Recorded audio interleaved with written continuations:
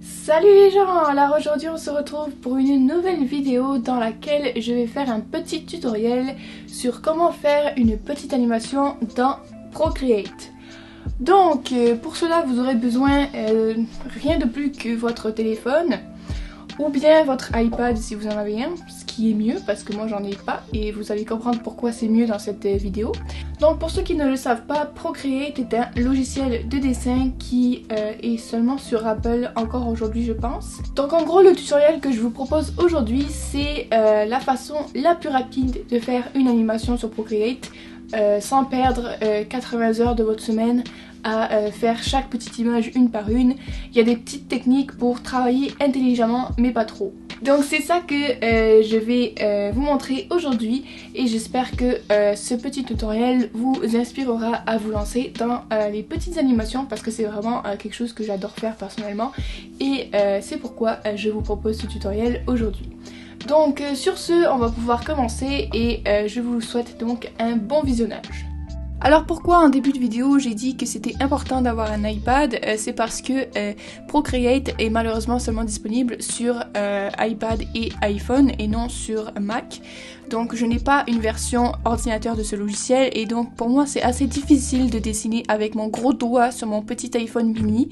Donc c'est pour ça que dans cette vidéo moi je vais dessiner sur mon ordi et ensuite importer les photos sur Procreate. Mais vous êtes tout à fait libre de dessiner avec vos vieux doigts sur votre téléphone ou bien sur votre iPad, c'est vous qui voyez. Alors la première étape ça va être de faire un brouillon de votre animation, donc moi je le fais sur papier parce que c'est plus rapide. Puis en fait il va falloir que vous dessiniez vraiment en brouillon chaque image qui va former votre animation pour pouvoir voir si votre idée marche bien ou pas, parce que ce serait dommage quand même de faire tout le dessin qui va vous prendre 10 heures et au final réaliser que l'animation marche pas bien. Donc moi ce que j'ai fait c'est que j'ai fait 4 images. J'ai fait donc les 2 premières images où c'est juste les cheveux qui vont bouger, puis la 3e image où les yeux vont s'entrouvrir et la 4e image où les yeux vont être grands ouverts. Donc en gros ça va être une animation d'un personnage qui va juste tout simplement ouvrir et fermer les yeux. Donc c'est quelque chose de très très simple.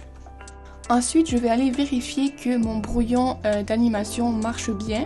Donc je vais aller dans Procreate et importer chaque image que j'ai dessinée sur un calque différent. Puis ensuite, je vais pouvoir les mettre tous ensemble pour former l'animation et vérifier que tout marche bien, si j'ai besoin de rajouter une image ou bien si je dois changer un petit peu mon personnage pour que ça soit plus fluide.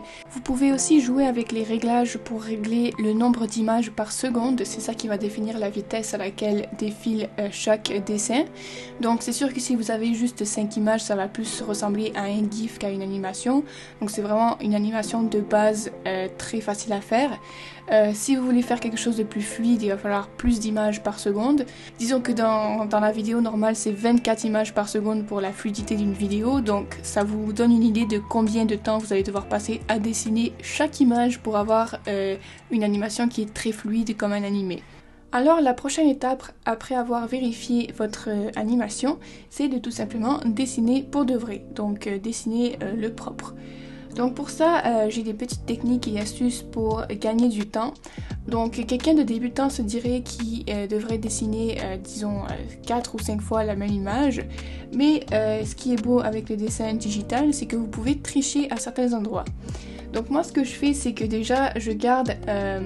il y a tout le temps une partie qui ne bouge pas dans l'animation. Donc dans ce cas-ci, c'est le visage. Donc tout ce qui est mâchoire, puis le t-shirt, etc. ça ne bouge pas de toute l'animation. Les seules choses qui vont bouger, ça va être les yeux et les cheveux. Donc tout ce qui est visage, bouche, nez et t-shirt, je vais juste copier le même modèle. Donc je vais jamais le redessiner 2 fois, je vais le dessiner une fois et je vais m'en servir sur chaque calque de chaque image. Ensuite, pour chaque calque, en fait, je vais utiliser chaque calque différent. Ça va être une image différente de l'animation. Donc, ça va être un petit peu compliqué à certains moments parce qu'il va y avoir beaucoup de calques qui vont apparaître dans ma barre de calque. Mais en gros, à la fin, on veut avoir chaque image différente de l'animation sur chaque calque différent. Donc c'est ça qui va vous permettre de juste modifier les parties qui vont bouger au lieu de redessiner au complet le dessin. Donc par exemple pour la deuxième image, les cheveux ne sont pas pareils que la première parce qu'ils doivent bouger, donc il faut les changer de place. Donc ce que je vais faire, c'est que je vais garder le même visage, le même dessin du visage, mais juste dessiner les cheveux sur un calque différent pour que je puisse les modifier. Et une fois que je serai satisfaite de mes cheveux un petit peu différents de la première image, je vais pouvoir ensuite venir le fusionner avec une copie du même visage pour pouvoir ensuite faire ma deuxième image. Donc je vais faire ça à chaque fois que quelque chose va être modifié pour les besoins de l'animation.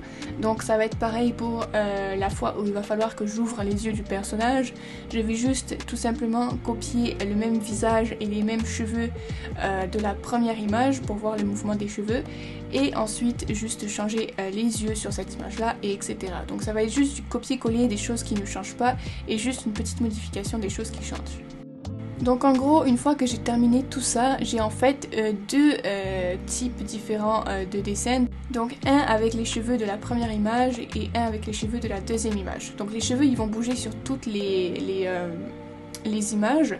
Donc en gros l'image 1 va avoir les mêmes cheveux que l'image 3 et l'image 5 et l'image 2 va avoir les mêmes cheveux que l'image 4 pour qu'une fois qu'on met l'animation ça fasse un mouvement répété.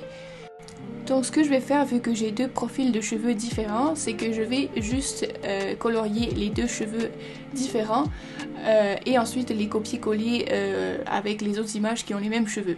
Donc comme ça je ne serai pas obligée de colorier chaque image une à la fois, je vais juste colorier les choses qui changent. Donc à un moment donné quand les yeux vont s'ouvrir il va falloir que je modifie la coloration du visage au niveau des yeux, des ombrages au niveau des yeux ainsi que de colorier les yeux évidemment, mais ça va être juste des petites touches au lieu de juste redessiner à chaque fois la même personne, ce qui prend énormément plus de temps que juste de faire à l'essentiel, de juste modifier les choses qui vont bouger.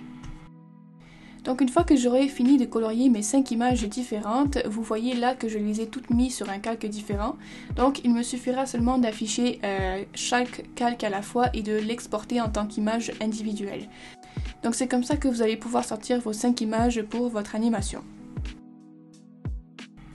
Alors une fois que vous avez vos 5 images différentes, donc pour ceux qui ne dessinent pas directement sur Procreate, il va falloir les importer chacune sur un calque différent. Et pour ceux qui dessinent directement sur Procreate, normalement cette étape est déjà faite.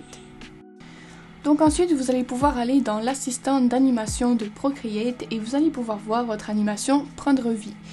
Donc il va juste falloir pour ceux qui font leur dessin autre part que sur Procreate que vous ajustiez vos images pour qu'elles soient à peu près placées pareil pour que l'animation soit assez fluide. Mais pour ceux qui ont déjà dessiné sur Procreate, normalement cette étape est déjà faite, donc vous aurez juste à régler la vitesse de votre animation, donc choisissez le nombre d'images par seconde que vous souhaitez, puis ensuite vous allez pouvoir voir le résultat de votre animation. Et maintenant, si vous êtes satisfait, vous pouvez aller dans l'onglet partager et exporter votre animation à votre choix. Ça peut être en GIF animé ou bien en petite vidéo MP4. Donc vous pouvez choisir tous les détails de votre exportation à votre préférence. Puis maintenant vous allez avoir une superbe animation de votre personnage ou peu importe ce que vous avez animé. Si c'est un petit chat, vous avez une petite animation de petit chat. En tout cas, c'est à peu près tout pour le tutoriel. Donc c'est vraiment, comme vous voyez, très très simple. C'est juste que c'est vrai que ça prend du temps de dessiner plusieurs images pour faire une petite animation de seulement quelques secondes. Mais c'est ça le but et la triste vérité de l'animation. C'est un processus qui est très très long. Donc voilà, c'était un petit tutoriel rapide pour faire des petites animations, encore une fois très rapide et très simple. Alors voilà, c'est la fin de la vidéo, donc j'espère vraiment que ça vous aura aidé à vous lancer dans l'animation, pourquoi pas, et j'espère que ça a été assez clair et que vous allez pouvoir maintenant faire des animations dans Procreate comme des pros. Donc j'espère que ça vous a plu, si c'est le cas n'hésitez pas à commenter, partager, liker et surtout à vous abonner, ça fait toujours super plaisir. Et sur ce je vous dis sayonara et à bientôt pour de prochaines vidéos.